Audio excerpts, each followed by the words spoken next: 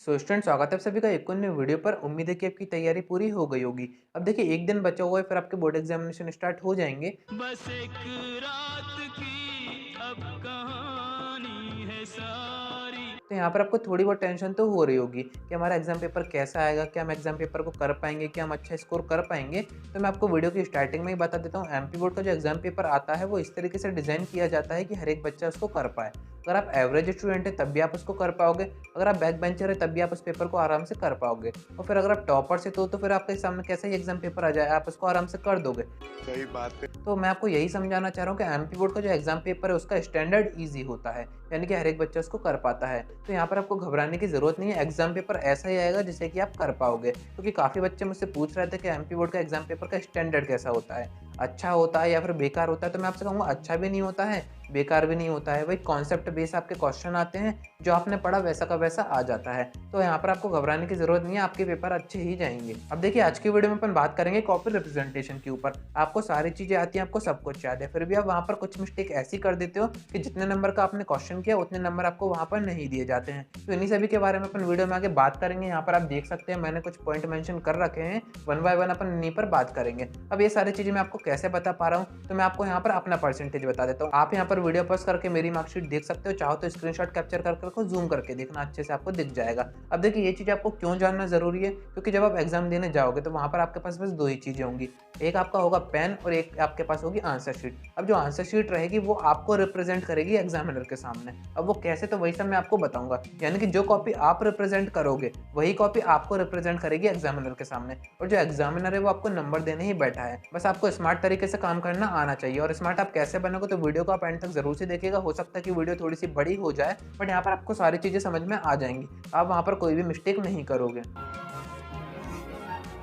अब देखिए अगर आप बोर्ड एग्जामिनेशन देने जा रहे हो तो ये कोई छोटे मोटे पेपर तो है नहीं है, कोई टेस्ट सीरीज वगैरह तो है नहीं है, इससे आपकी मार्कशीट बननी है। तो आप तो यही चाहोगे ना कि हमारे अच्छे से अच्छे नंबर आए, जिससे कि जो हमारी मार्कशीट है वो अच्छी आए, दिखने में अच्छी हो। तो यहाँ पर कुछ पॉइंट्स अगर आप इनको समझ जाओगे तो जो कॉपी रिप्रेजेंटेशन करने का तरीका है वो आपको ऑटोमेटिक समझ में आ जाएगा। तो वही मैं आपसे कह रहा हूँ, वीडियो को ध्यान से देखिएगा, one by one upon point में स्टार्ट करते हैं। नंबर फर्स्ट पॉइंट आप देख सकते हैं फ्रंट पेज। जब आप एग्जाम रूम में जाओगे वहाँ पर आपको कॉपी दी जाएगी एग्जामिनर के थ्रू, तो वहाँ पर आपके सामने एक फ्रंट पेज आएगा कॉपी का, यही वो कॉपी है जिसके ऊपर आपको मेहनत करनी है। तो उसका जब हमें फ्रंट पेज बनने नहीं आएगा तो हम आगे अंदर कैसे भरेंगे। तो फ्रंट पेज में ज़्यादा कुछ नहीं होता है, वही आपका रोल नंबर होता है, डिजिट्स में होता है, वर्ड्स में होता है, डेट होती है, सब्जेक्ट होता है, सब्जेक्ट का कोड होता है। यहाँ पर आप परेशान मत होइए, आप जैसे ही एग्जाम रूम में जाओगे वहाँ के जो टीचर है वो आपको इंस्ट्रक्शन दे देंगे। फिर भी मैं आपको यहाँ पर कुछ फोटोज अटैच कर देता हूँ कि इस तरीके का आपका फ्रंट पेज आएगा, तो आप अभी से तैयार हो सकते हो। तो कोशिश कीजिएगा कि जो आपका फ्रंट पेज है उसको आप साफ साफ भरें, यानी कि जो एग्जामिनर है उसको अच्छे से समझ में आ जाए। क्योंकि फर्स्ट पेज अगर आपका अच्छा दिखेगा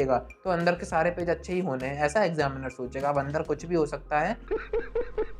अब देखिए उसके बाद हम बात करें सेकंड नंबर के पॉइंट की, डेटा और हैंड राइटिंग। ये दोनों काफ़ी मोस्ट इंपॉर्टेंट चीज़ें हैं, इनको आपको यहाँ पर समझना है। डेटा की हम बात करें तो डेटा मैंने यहाँ पर क्यों मेंशन किया है। अब डेटा का मीन्स ये नहीं है कि वहाँ पर आप कुछ भी कहानी, कुछ भी सॉन्ग वगैरह या फिर ऐसा कुछ भी आंसर कर दो। डेटा का मीनिंग वो है जो आपने पढ़ा हुआ है, यानी कि जो क्वेश्चन में है उसका सेम डेटा आपके पास होना चाहिए। अब ऐसा नहीं कि क्वेश्चन में आपसे किसी और टॉपिक के बारे में पूछा गया है, डेटा आपके पास दूसरा है, तो उस क्वेश्चन में आपने दूसरे टॉपिक का आंसर कर दिया, तो वहाँ पर तो आपके नंबर काटे जाएंगे, आप कितना ही अच्छा सजा के, आप कितना ही अच्छा रिप्रेजेंट करो। वही मैं आपको बता रहा हूँ, डेटा आपके पास होना चाहिए। अब डेटा कब होगा, जब आप पढ़ के जाओगे, और पढ़ के आपको जाने ही, क्योंकि आपका एग्जाम में कौन बच्चा बिना पढ़े जाएगा एग्जाम रूम में, ठीक है। तो डेटा आपके पास रहेगा। तो यहाँ पर बात करें हैंड राइटिंग की, तो हैंड राइटिंग आपको यहाँ पर साफ सुथरी रखनी है। बोर्ड एग्जामिनेशन में मैं आपको बताऊं, कोशिश कीजिए अगर आप कर्सिव यूज करते हो तो उसका यूज ना करें। आपको पता है आपकी बोर्ड एग्जामिनेशन की कॉपी कहाँ पर चेक होनी है, बोर्ड ऑफिस जाकर चेक होगी। वहाँ पर कौन होंगे, गवर्नमेंट टीचर होंगे, वो उनको कर्सिव वगैरह इतनी आती नहीं है। यहाँ पर अपन बुराई नहीं कर रहे हैं।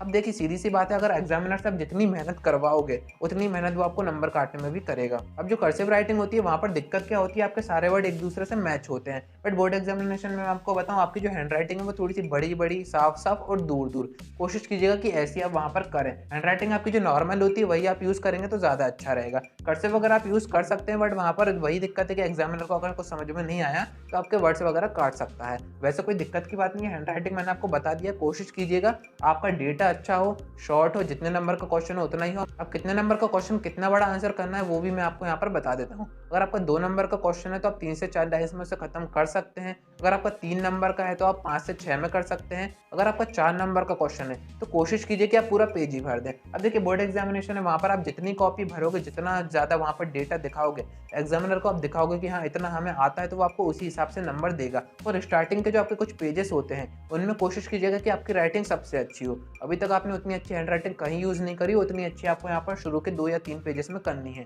तो इस बात का आप ध्यान रखिएगा, क्योंकि अगर आप शुरू से ही एग्जामिनर का मूड अच्छा कर दोगे कि यार ये बच्चा बहुत अच्छा है, इसने बहुत अच्छे से कर रखा है, तो उसका मूड पूरी कॉपी में सही रहेगा और वो नंबर आपको अच्छे देगा। 3rd नंबर की बात करें क्वेश्चन की। अब आप एग्जाम रूम में बैठ गए हो, आपके सामने आंसर शीट भी आ गई है, आपने फ्रंट पेज भी भर दिया है, डेटा आपने पूरा रिवाइज करके रखा है, हैंड राइटिंग आप सोच के बैठ गए हो कि हमें ये यूज़ करनी है, शुरू के 2-3 पेज हमें अच्छी यूज़ करनी है। उसके बाद हमारे पास आएगा क्वेश्चन पेपर। क्वेश्चन पेपर में क्या रहेंगे, क्वेश्चन ही क्वेश्चन रहेंगे, बट वहाँ पर आपको आंसर शीट में एक भी क्वेश्चन नहीं उतारना है। काफ़ी बच्चों का डाउट होता है क्या हम आंसर शीट में सिर्फ आंसर कर सकते हैं, क्या हमें क्वेश्चन उतारने की भी ज़रूरत है? तो मैं आपको यहाँ पर बताऊँ, सिर्फ एक ही ऐसी चीज़ है जहाँ पर आपको क्वेश्चन उतारना है, बाकी ऐसी कोई भी चीज़ नहीं है जहाँ पर आपको क्वेश्चन उतारना है। वो सब मैं आपको बताऊंगा टाइम मैनेजमेंट में। क्वेश्चन की मैं आपको बता रहा था, तो क्वेश्चन की कोशिश कीजिए कि आपको कोई भी क्वेश्चन वहाँ पर आंसर शीट में नहीं उतारना है, इससे आपका सीधे सीधे टाइम वेस्ट होगा। अब यहाँ पर एक ऐसी कौन सी चीज़ है जिसमें कि आपको क्वेश्चन उतारने पड़ेंगे। अब आपके ऑब्जेक्टिव आते हैं शुरू में, जो आपके शुरू में ऑब्जेक्टिव आएंगे वहाँ पर आप देखना मैचअप आएंगे, मैच द पेयर्स आएंगे। तो वहाँ पर आपको ए सेक्शन दिया रहेगा और बी सेक्शन दिया रहेगा। ए सेक्शन में आपके क्वेश्चन रहेंगे, बी सेक्शन में आपके आंसर रहेंगे, आपको मैच करना होगा।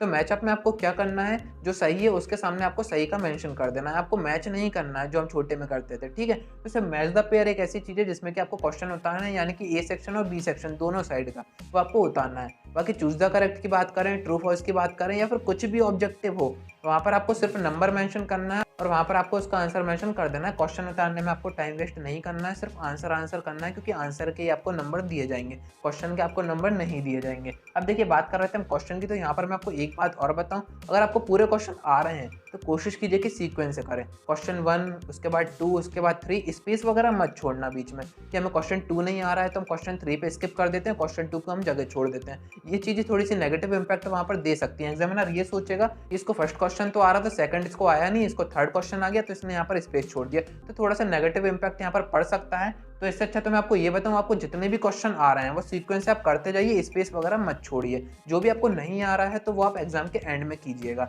यहाँ पर मैं आपको एक बात और बता देता हूँ, आप क्वेश्चन वही स्टार्ट कीजिए जो आपको अच्छी तरीके से आ रहे हैं। आपको पता है कि ये क्वेश्चन मैं 100% आंख बंद करके भी कर सकता हूँ, तो वो क्वेश्चन आप उठाइए, उनको कर दीजिए, और जो आपको नहीं आ रहा है उन पर आपको टाइम वेस्ट नहीं करना है। क्योंकि टाइम मैनेजमेंट में अभी आपको बताऊंगा 3 घंटे आपके पास रहेंगे और काफ़ी ये कम पड़ जाते हैं। 3 घंटे में भी बच्चों का पेपर नहीं होता है, कई बार कहते हैं कि हमारा छूट गया है। तो टाइम मैनेजमेंट का भी आपको ध्यान रखना है, क्वेश्चन आपको वही उठाने हैं जो आपको आते हैं। ऑब्जेक्टिव की बात करें, कोई ऑब्जेक्टिव आपको नहीं आ रहा तो दिमाग यूज़ करने की ज़्यादा ज़रूरत नहीं है, एंड में हम इधर उधर से इशारा करके पूछेंगे, बट जो आपको आ रहे हैं वो आप फटाफट आगे कर दीजिए। और मैं आपको एक बात बता रहा था जो कि स्टार्टिंग में रह गई थी, जैसे ही आपके पास कॉपी आए, फ्रंट पेज आप भर चुके हो, सब कुछ आप रिवाइज कर चुके हो, तो वहाँ पर देखिएगा कॉपी में मार्जिन नहीं रहती है, तो वहाँ पर आपको कॉपी के वन साइड में मार्जिन जरूर से करनी है। आपकी मार्जिन नहीं रहेगी तो आप किस तरीके से प्रेजेंट करोगे, तो मार्जिन काफ़ी ज़्यादा ज़रूरी है, इस बात का आप ध्यान रखिएगा। उसके बाद हम बात करें टाइम मैनेजमेंट की। मैंने आपको बताया 3 घंटे आपके पास रहेंगे। पेपर में आपके कितने क्वेश्चन रहेंगे, 27 से 28 क्वेश्चन रहेंगे, और जिन सब्जेक्ट में आपके प्रैक्टिकल्स होते हैं उसमें थोड़े से कम रहेंगे।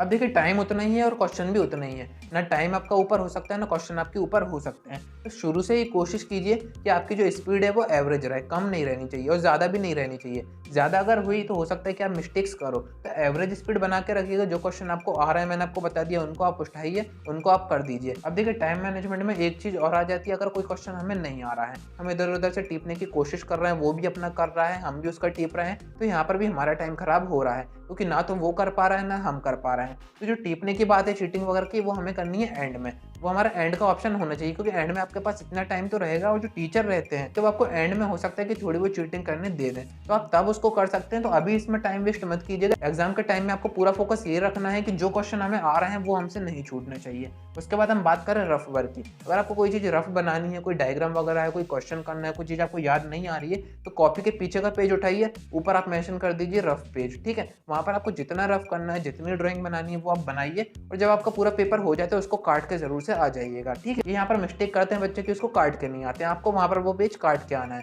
काट के आना है यानी कि ये मीन्स नहीं है कि कॉपी का पेज फाड़ना है, आपको पेन से सीधे से कट कर देना है और आपका काम वहाँ पर हो जाएगा। देखिए इतने पॉइंट है, अगर आपको सारे समझ में आ गए तो आप समझ गए होंगे कि प्रेजेंटेशन में हमें किन बातों का ध्यान रखना है। उसके बाद हम बात करें, कुछ क्वेश्चन हमारे ऐसे होते हैं जैसे साइंस में हो गए, फिजिक्स में हो गए, केमिस्ट्री में हो गए, जहाँ पर हमें डायग्राम्स बनाने होते हैं। तो डायग्राम्स में मैंने आपको प्रीवियस वीडियो में भी बताया था, पेन का यूज़ आपको नहीं करना है, कॉपी को आपको अच्छा दिखाना है ना। तो अगर आपने पेन से डायग्राम बना दिए तो एग्जामिनर वहाँ पे समझ जाएगा कि बच्चे को कुछ नहीं आता है, इसने बस फॉर्मेलिटी की है, डायग्राम यहाँ पर बना के रख दिए हैं। तो यहाँ पर जो आपके डायग्राम है वो आपको पेंसिल से ही बनाने हैं, इस बात का आप ध्यान रखिएगा। उसके बाद देखिए बात करें प्रेजेंटेशन की। अब सारी चीज़ें हमें आती हैं, फ्रंट पेज हमने भर दिया था अच्छे से, डेटा हमारे पास है, पूरे दिमाग में भरा हुआ है, हैंडराइटिंग हमने सुधार चुके हैं अभी तक। क्वेश्चंस हमें नहीं उतारने हैं, कोशिश करनी है कि सीक्वेंस में ही क्वेश्चन करें, बीच में स्पेस ना छोड़ें। क्वेश्चन हमें आंसर शीट में नहीं उतारने हैं, सिर्फ मैचअप के उतारने हैं। टाइम मैनेज करके रखना है पूरा, इतना टाइम बचा हुआ है, अभी इतने क्वेश्चन बचे हुए हैं तो सारे हमारे होने चाहिए, कोई भी छूटना नहीं चाहिए। और मैंने आपको हमेशा से एक बात बताई है, कोई भी क्वेश्चन अगर आपको नहीं भी आ रहा है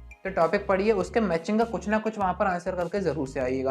हो सकता है कि एग्जामिनर अच्छे मूड में हो, वो आपको कुछ ना कुछ वहाँ पर नंबर दे दे। उसके बाद बात करें रफ वर्क की, तो आपको सबसे पीछे करना है, कॉपी के साइड में कहीं पर भी काटा पीटी नहीं करनी है। देखिए यहाँ पर एक बात समझिए, आप कॉपी रिप्रेजेंट कर रहे हो, यानी कि आपका सीधे से मीन्स ये है कि आपको कॉपी वहाँ पर अच्छी दिखानी है। अब देखिए हम पेन यूज़ करते हैं तो कई बार मिस्टेक हमसे हो जाती है, हम वहाँ पर काटा पीटी कर देते हैं। काटा पीटी हम कैसी करते हैं, कोई भी मिस्टेक हो गई है तो हम उसको पूरा काट काट के पूरा छुपाने की कोशिश करते हैं। तो ऐसा आपको नहीं करना है। कोई भी वर्ड जैसे आपको कोई मिस्टेक हो गया है तो आपको वो कैसे काटना है, वैसे तो कोशिश कीजिएगा कि आपका सही रहे सारे वर्ड। और अगर आप काट भी रहे हैं, कोई भी वर्ड आपका रॉन्ग हो गया तो देखिए काटना किस तरीके से, जैसे यहाँ पर कुछ भी है, कोई भी वर्ड है, आपको कुछ नहीं करना है, सीधा सा ऐसा कर देना है पेन से। ज़्यादा वहाँ पर होशियारी नहीं दिखानी है कि हम काट के पूरा ही वर्ड छुपा दें, कोई हमारी मिस्टेक तो नहीं देखेगा, ऐसा आपको कुछ भी नहीं करना।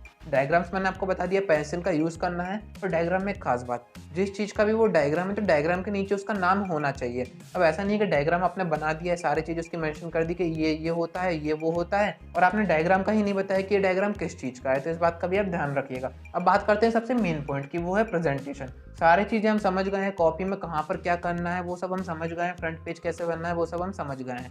तो अब देखिए कॉपी प्रेजेंट कर रहे हैं, मैंने आपको बताया है क्वेश्चन आपको नहीं उतारने हैं, तो आपको आंसर करना है। जैसे क्वेश्चन नंबर 1 आया आपके पास, ऑब्जेक्टिव टाइप नहीं है, वैसे ही मैं आपको बता रहा हूँ, कोई क्वेश्चन आया, थ्योरी का क्वेश्चन है, 4 नंबर का आपके पास क्वेश्चन आ गया है, तो क्वेश्चन आपको नहीं उतारना है, क्वेश्चन आप पढ़ चुके हो। और में क्वेश्चन आएगा तो वहाँ पर देखिएगा ए और बी करके दिए रहते हैं। अगर ए बी करके नहीं भी दिए हैं तो आपको यही मानना है ऊपर का ए है, नीचे का बी है। तो जैसे क्वेश्चन नंबर 1 ऊपर का हम कर रहे हैं तो उसके आगे हम ब्रैकेट में कर देंगे ए, नीचे का हम कर रहे हैं तो उसके ब्रैकेट में कर देंगे बी। तो ये आपको क्वेश्चन की जो हेडिंग है वो आपको कहाँ पर करना है, मार्जिन अपने साइड में खींची दी है, जो आपका पेज रहेगा उसके टॉप में जाइए, टॉप में बीचों बीच में आप वहाँ पर मेंशन कर दीजिए आंसर ऑफ क्वेश्चन नंबर 1, और ब्रैकेट में हमने कर दिया ए या फिर बी, जो भी क्वेश्चन हम अटेम्प्ट कर रहे हैं। और उसके नीचे से आप 1-2 डाइस छोड़ सकते हैं और उसके बाद आपका जो भी आंसर है वो आप वहाँ पर मेंशन कर सकते हैं पूरा। आपका एक क्वेश्चन हो गया। अब क्वेश्चन में मैं आपको बताऊं, आप इसका आंसर कर रहे हैं तो इसको आपको ज़्यादा दिखाना है। ज़्यादा दिखाने का मैं आपको तरीका बताऊं, मार्जिन की तरफ से थोड़ी सी साइड छोड़ दीजिए और कॉपी का जो एंड पेज है वहाँ से भी आप थोड़ी सी साइड छोड़ दीजिए। और मैंने आपको हैंडराइटिंग में भी बताया था कि स्पेसिंग रखिए, आपके जो वर्ड्स हैं उनमें स्पेस रखिए। तो अगर आपका कोई छोटा आंसर भी होगा तो वहाँ पर वो बड़ा दिखेगा। अब बड़ा दिखने का यहाँ पर मीन्स क्या है कि एग्जामिनर यही सोचेगा कि यार बच्चे को आता है, काफ़ी ज़्यादा डेटा इसने दे रखा है। डेटा की बात मैं तभी आपसे कर रहा था, डेटा आपके पास होगा, अच्छी हैंडराइटिंग होगी, वहाँ पर आपका कॉन्फिडेंस शो होगा। तो यहाँ पर हमने क्या किया, क्वेश्चन नंबर 1 हमें करना था तो हमने ऊपर मेंशन कर दिया आंसर ऑफ क्वेश्चन नंबर 1 ए या फिर बी, उसके नीचे हमने अंडरलाइन कर दी, उसके नीचे हमने पूरा आंसर मेंशन कर दिया। अब जैसे ही आपका क्वेश्चन नंबर 1 खत्म हो गया तो वहाँ पर आपको 2-3 लाइन्स का फिर से स्पेस देना है। आप चाहें तो वहाँ पर एक लाइन भी खींच सकते हैं। उसके बाद आपको नेक्स्ट क्वेश्चन स्टार्ट कर देना है सेम तरीके से। आप चाहें तो देखिए यहाँ पर कुछ आंसर ऐसे होते हैं जो कि हमारे पॉइंट्स में होते हैं, तो यहाँ पर आप ऐसा भी कर सकते हैं कि जो आपके पॉइंट है, यानी कि जो पॉइंट की हेडिंग है बड़ी बड़ी, उसके अंदर जो भी डेटा रहेगा वो तो हम कर देंगे, जो आपके पॉइंट्स हैं उनको आप थोड़ा सा बड़े टेक्स्ट में कर दीजिए, यानी कि बड़े फॉन्ट में कर दीजिए, वो अच्छा दिखता है वहाँ पर। और अगर आप चाहें तो चार्ट वगैरह के फॉर्म में भी आप बना सकते हैं, जैसे भी करके आपको कॉपी अच्छी दिखानी है, यानी कि एग्जामिनर को आपको यही दिखाना है कि हम बहुत स्मार्ट हैं, हमें काफ़ी ज़्यादा डिज़ाइंस भी आती हैं, हम मेहंदी के डिज़ाइन भी यहाँ पर बना सकते हैं।